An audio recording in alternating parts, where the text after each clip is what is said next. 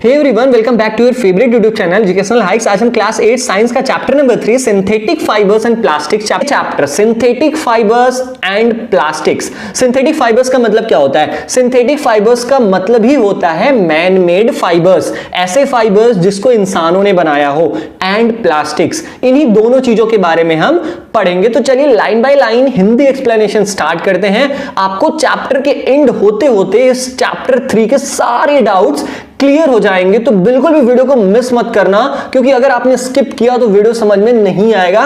चलिए स्टार्ट करते हैं। The clothes which we wear are made of fabrics. जो कपड़े हम पहनते हैं वो फैब्रिक्स के बने होते हैं। हम बेसिकली कह सकते हैं जो कपड़ा है हमारा वो फैब्रिक है। Fabrics are made from fibres, और फैब्रिक्स फाइबर से बने होते हैं। ऑब्टेन्ड फ्रॉम नेचुरल और आर्टिफिशियल सोर्सेस। अब फाइबर या तो नेचुरल तरीके से हम ऑब्टेन कर सकते हैं या आर्टिफिशियल सोर्सेस से।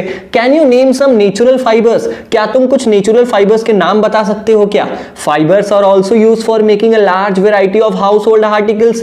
फाइबर्स का जो यूज होता है, फाइबर्स का प्रयोग बहुत सारे घरेलू सामान बनाने में यूज होता है। Make a list of some common articles made from fibres. आपको लिस्ट बनाना है कुछ ऐसे घरेलू सामान का जो कि फाइबर्स की मदद से बने हैं। Try to separate them into those made from natural fibres and those made from artificial fibres. आपको क्या करना है, उन सारे घरेलू सामानों का नाम लिख लेना है जो कि फाइबर्स से बने हैं। अब आपको अलग करना है कि ये वाला नेचुरल फाइबर से बना है, ये वाला आर्टिफिशियल फाइबर से बना है। अब हमने आपका काम आसान करने के लिए नेचुरल एंड आर्टिफिशियल फाइबर से कौन कौन से घरेलू सामान बनते हैं उनकी लिस्ट हमने आपको दे दी है। जैसे सीरियल नंबर 1 रोप, रस्सी। रस्सी हमारा आर्टिफिशियल फाइबर से बनता है। उस फाइबर का क्या नाम है? नायलॉन। ठीक है। दूसरा सॉक्स, मोजे। मोजे हमारे आर्टिफिशियल फाइबर से बनता है। और किस फाइबर से बनता है?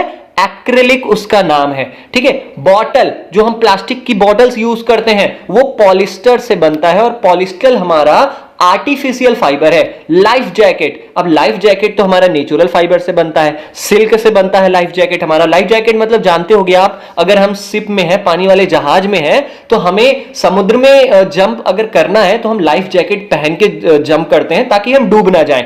मैट, मैट मतलब चटाई। अब आप सबके घरों में चटाई होती है, और चटाई हमारा नेचुरल फाइबर से बना होता है। कौन से फाइबर से बनती है चटाई? जूट। जूट की मदद से हमारा मैट बनता है। तो आगे, Why did you label some fibers as artificial? तुमने यहां पर लिस्ट में कुछ फाइबर्स को आर्टिफिशियल फाइबर क्यों कहा है? तुम्हारा क्या मतलब है आर्टिफिशियल फाइबर्स से? तो आर्टिफिशियल फाइबर्स मतलब मैन मेड फाइबर्स जिसे इंसानों ने बनाया हो।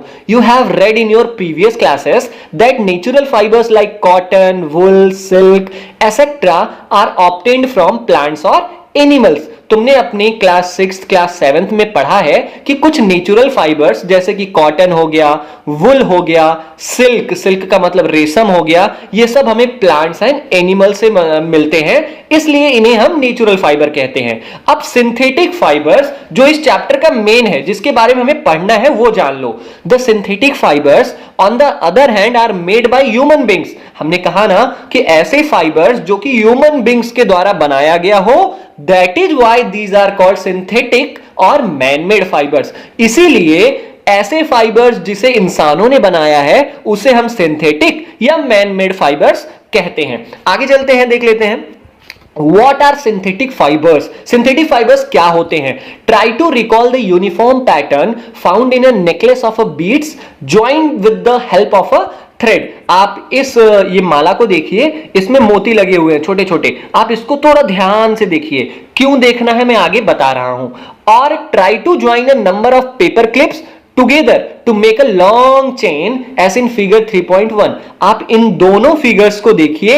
एक में हार है जिसमें मोती एक धागे से पिरोई गई है, दूसरा कागज का टुकड़ा है, उसको एक एक करके चिपकाया गया है, चेन बनाया गया है। अब आगे देखते हैं क्या है ये। अ synthetic fibre is also a chain of small units joint together. अब सिंथेटिक फाइबर भी हमारा ऐसा ही होता है, ये छोटी छोटी स्मॉल यूनिट से बनके एक बहुत लार्ज यूनिट बना लेता है। ठीक है। Each small unit is actually a chemical substance. और जो ये आर्टिफिशियल फाइबर, जो सिंथेटिक फाइबर्स में जो छोटे छोटे यूनिट्स होते हैं ना, इनको हम क्या कहते हैं? इनको हम केमिकल सब्सटेंस कहते हैं। Many such units combine to form a large single unit called polymer. अब ये छोटे छोटे जो सिंगल यूनिट्स है ना वो कंबाइन होते हैं, एक साथ मिल जाते हैं और एक बड़ा यूनिट बना लेते हैं जिसको हम पॉलीमर कहते हैं। मतलब यहां तक आपको इतना पता चला कि सिंथेटिक फाइबर्स, ये जो चेन दिख रही है ना आपको, इसी की तरह एक फाइबर होता है जो कि बहुत छोटे छोटे यूनिट से मिलकर बना होता है। जैसे ये मोतियों से मिलकर बना है ना, वैसे ही हमारा सिंथेटिक फाइबर्स भी बहुत छोटी छोटी यूनिट से मिलकर बना होता है। वो यूनिट्स केमिकल सब्सटेंस का यूनिट होता है। अब क्या यूनिट का नाम क्या है, उसको हम मोनोमर कहते हैं। तो छोटे छोटे यूनिट से वो बड़ी यूनिट बनाता है जिसको हम क्या कहते हैं, पॉलीमर कहते हैं। आगे देखते हैं, the word polymer comes from two Greek words. Polymer शब्द कहां से आया, ये ग्रीक वर्ड है, मतलब ग्रीस देश का ये वर्ड है।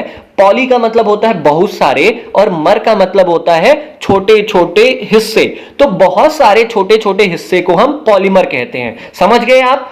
यस, आगे चलते हैं हम। Polymer occurs in nature also. Polymer जो है हमारा, वो हमारी प्राकृतिक तौर से भी पाया जा सकता है। जैसे कि कॉटन हो गया, cotton for example is a polymer called cellulose.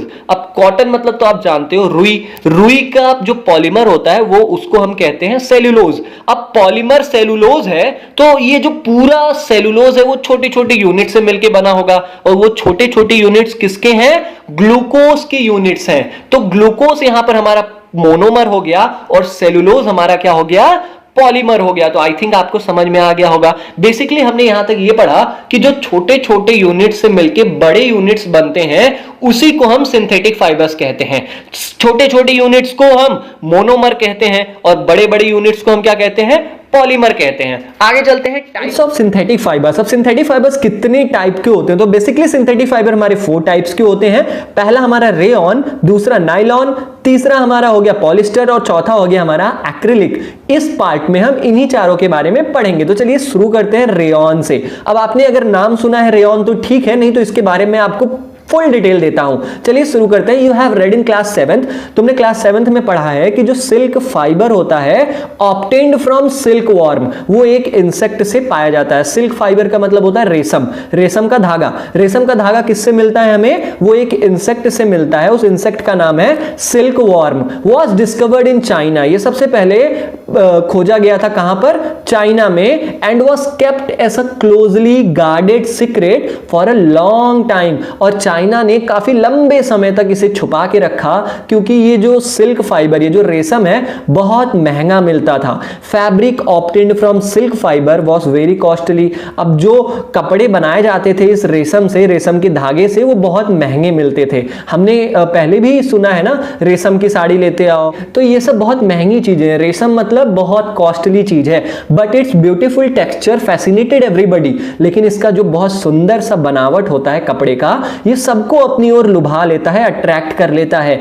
Attempts were made to make silk artificially, बहुत प्रयास किया गया कि रेशम को लैब में बनाया जा सके, काश इसे इंसान बना ले।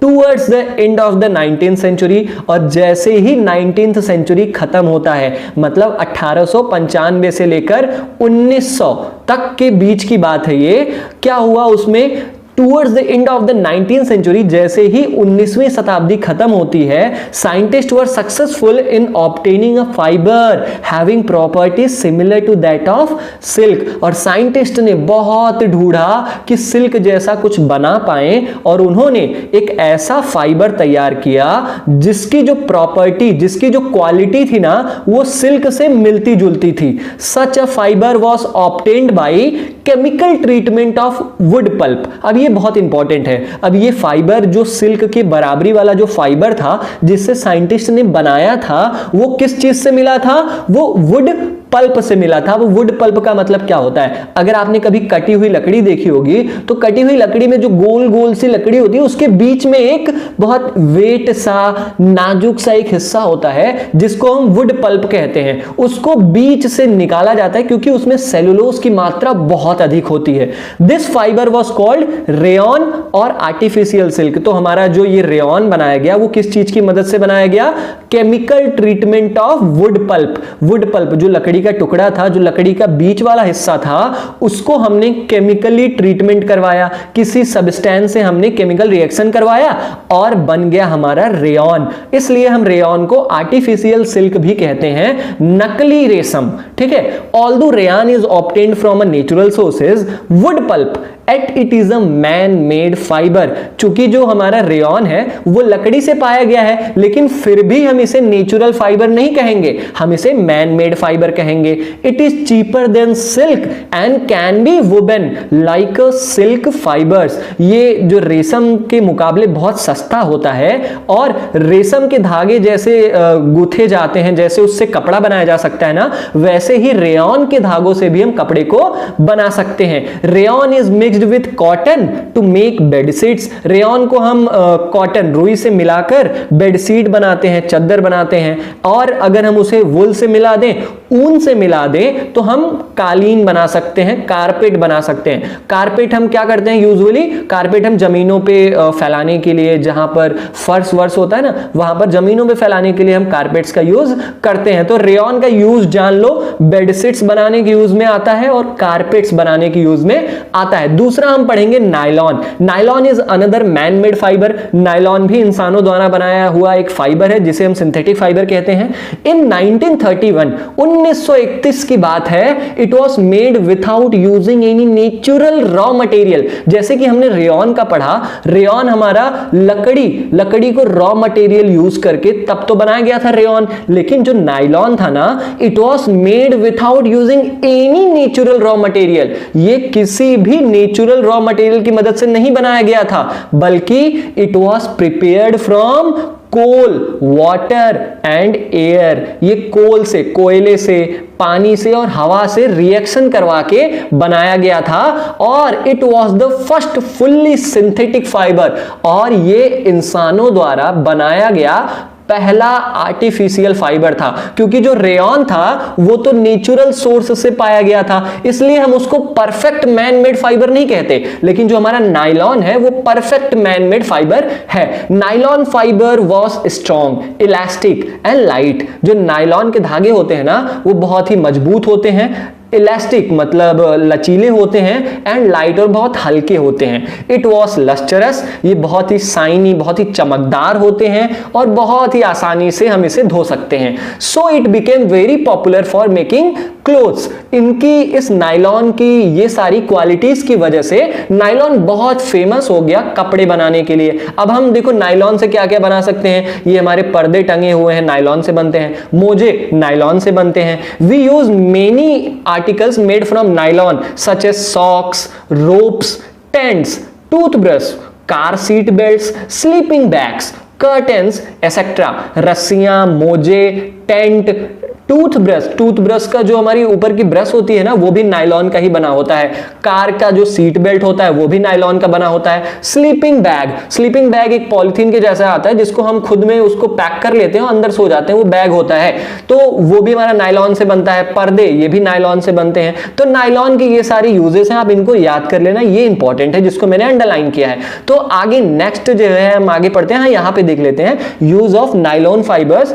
Nylon also used for making parachutes and ropes for rock climbing. अब नायलॉन का हमारा यूज पैरासूट बनाने में भी होता है, और ये जो भाई साहब रस्सी लेकर चढ़ रहे हैं पहाड़ पर, ये रस्सी भी नायलॉन का ही बनता है। ठीक है, क्योंकि a nylon thread is actually stronger than a steel wire. क्योंकि जो नायलॉन का ये जो धागा होता है ना, वो स्टील के धागे से, स्टील के वायर से भी ना बहुत ज्यादा मजबूत होता है, इसलिए ये बंदा इतने आराम से इस रस्सी के सहारे चढ़ रहा है। आगे देख लेते हैं, एक्टिविटी है, इसको तो पढ़ाना नहीं है, आप देख लेना, आपके स्कूल वाले टीचर इसे करा देंगे। आगे हम अपना लास्ट पॉलिस्टर एंड एक्रेलाइक, मतलब तीसरा सिंथेटिक फाइबर और चौथा सिंथेटिक फाइबर, इसके बारे में पढ़ लेते हैं।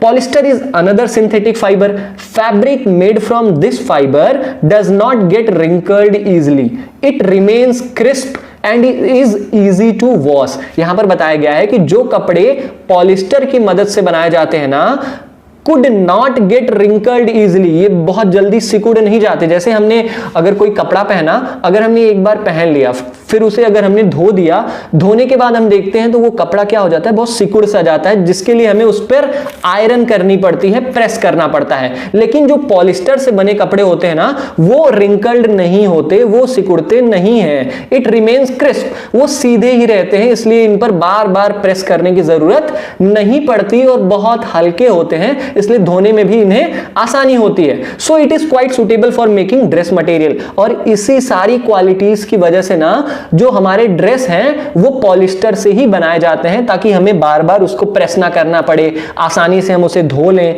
You must have seen people wearing nice polyester shirts and other dresses. तुमने बहुत सारे लोगों को देखा होगा कि उन्होंने पॉलिस्टर से बने शर्ट्स को पहना है। अब पॉलिस्टर से बने शर्ट, ऐसा तो कोई नहीं कहता ना कि ये मेरा शर्ट पॉलिस्टर का है, उसका कुछ इजी सा नाम दिया गया है। उसको क्या बोलते हैं हम? टेरेलिन।